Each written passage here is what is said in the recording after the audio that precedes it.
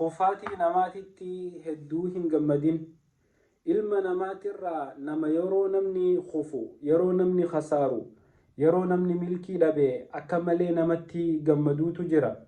Ilma namaatirraa kayoosiif dabarte, kayoo rabbi subhaanahu wa ta'aalaa rizqii takka si kanne, kayoo rabbi aangoo wayii sii kanne, kayoo rabbi waan toltuu adda addaa sirratti arjoome akka malee siif hinaafee garaa dhukkubsatu, mataa dhukkubsatu, qalbii cabuutu jira.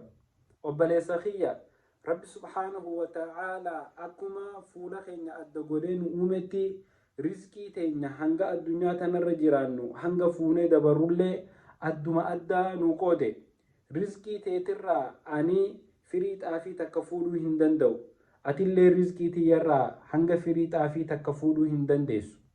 Ilma namaatirraa nama yeroo namni gammadu namaaf hin gammanneetu jira. Ka yeroo saahibni isaa dhukkubsatu, ka yeroo saahibni isaa cinqatu, ka yeroo saahibni isaa musiibaan takka itti buutu akka malee gammaduutu jira.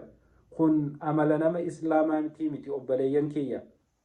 Ilmi namaa nama mu'mina jechuun jaa rasuulli rabbii sallallahu alayhi wa sallam nama waan lubbuu ifiitiin fadhu obboleessa isaatiinis fadhu. Hamtuu akka si xuuxu hin barbaanne gaafa isiin obboleessa kee tokko mudatte maaliif itti gammadda? Harka qabdee hamtuu san keessaa baasuu dadhabdee, yoo baasuu dadhabdeellee yoo du'aayii gooteef maal qaba obboleessa kiyya obboleettii tiyya? Hamtuu waliititti hin gammadina, khufaatii waliititti hin gammadina. Ilma namaa kuffisuuf jecha boolla heddummeeysitee akka malee fageessitee gad hin qotin. Boolla obboleessa keetiif qotte tana ati dogongoraan itti kuftee keessaa si baasuu dadhabuutu jira. Obboleessa kiyya obboleettiiti. Gaafa namni waa arkate namaaf haa gammannu.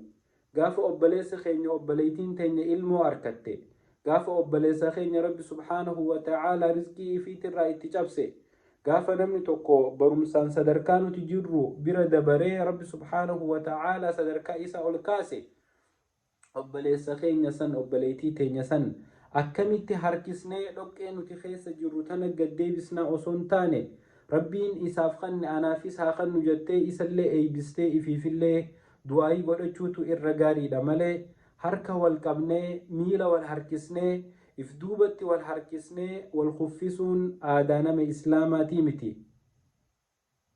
Obboleeyyan kiyya, bakka tanatti qalbii teenya tana if haa toohannu. Meeqa keessantuu gizee obboleessii fi isa caale gammadaaf, meeqaatam keessantuu yeroo obboleessii fi rabbi subhaanahu wa ta'aalaa ni'maa isaatirraa itti arjoome gammadaaf bira dhaabbatee gargaara. Tanaaf obboleeyyan kiyya, nama khufaatii namaatitti gammadu rabbi sin godhin. Khufaatiin obboleessaa khufaatii teeti. Yoo obboleessa kee harka qabdee ol kaaste atillee boru yeroo khuftu namni qabee ol si kaasa. Yoo amma ammoo gaafa obboleessi kee rakkatu ati khufaatii isaatitti gammadde akkasumatti atis khufaatii teetitti gammaduuf ta'an. Rabbiin warra khufaatii namaatitti gammadu rabbi nun godhini. Warra nama khufe harka qabee ol kaasu rabbiin nu haa godhu. Warra waliin milkaahu rabbi nu haa godhu. Wassalaamu alaikum.